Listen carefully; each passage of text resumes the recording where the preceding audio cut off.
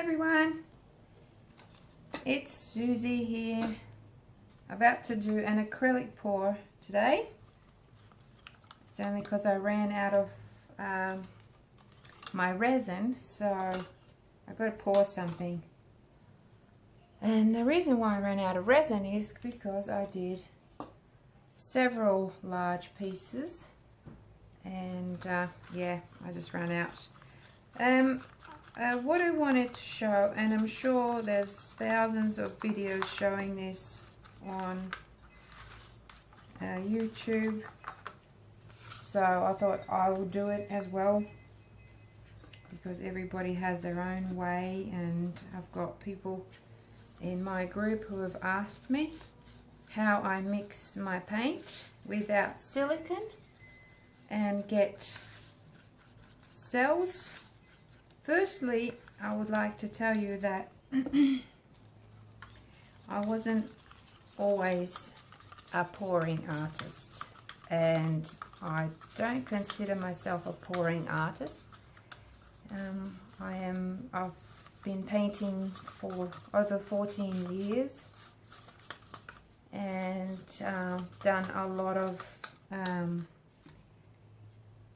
realism and a lot of abstract work, but then I studied art therapy because I wanted to help people with all kinds of mental health issues and other physical issues, or self-esteem, or anything really.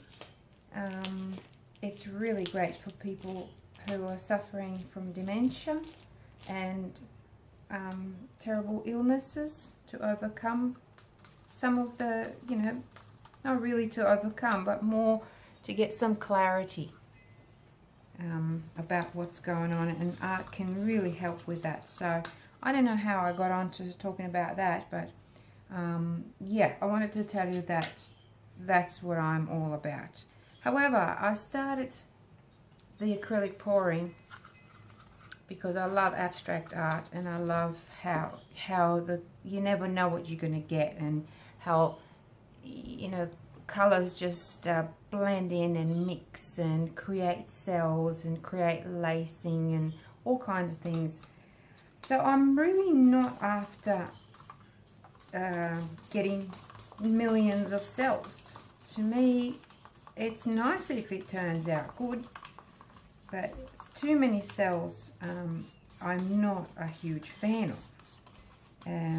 So I like fewer cells and good quality cells. When I say good quality cells, I mean cells that give you that 3D effect, so they have like a ring, multiple rings around the cell.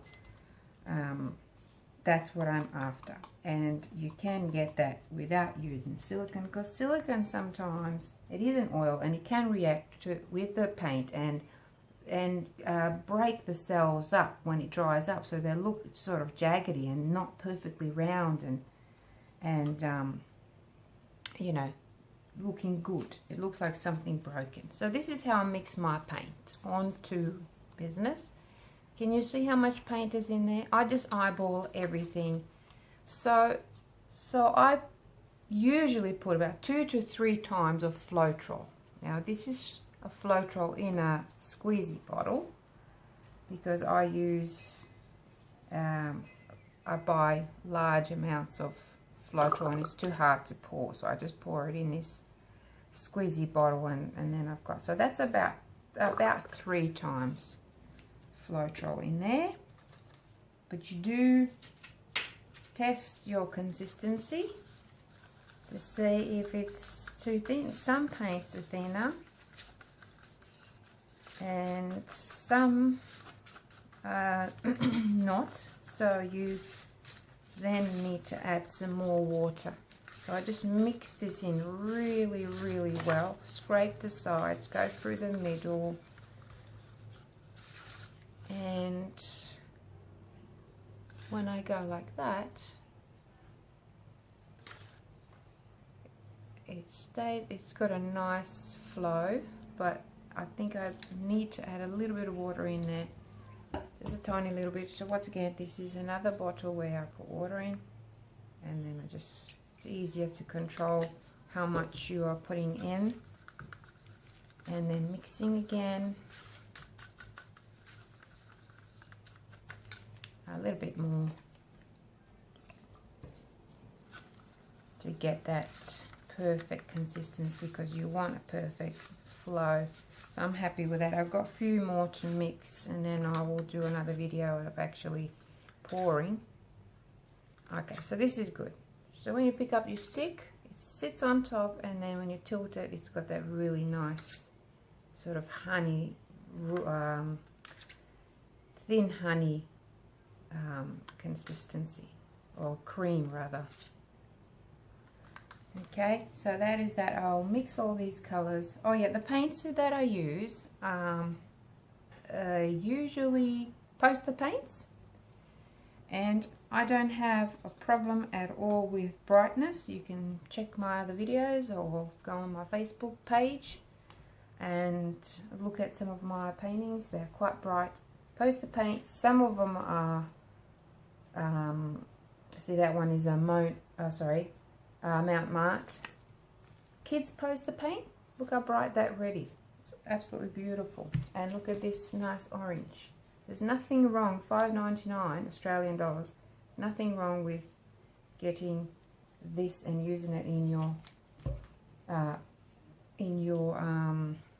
pouring art. Now, when I do my traditional art, I do use good quality paints, but they are different. Again, different viscosity, different texture. So you have to get familiarized with what you're doing, what sort of art you're doing. For pouring, you can easily use and happily use the poster paints from a dollar shop, or here we have bargain stores where you can go and buy cheaper paints. Don't have to use expensive paints for pouring art, you know. It's just a waste. And I always use some metallic or a pearl, because I find that helps with that 3D effect with the cells. Okay, so that is that for this video. I'm sorry, I've stretched it a bit, but there you have it. I'll do another pour now. Thanks for watching.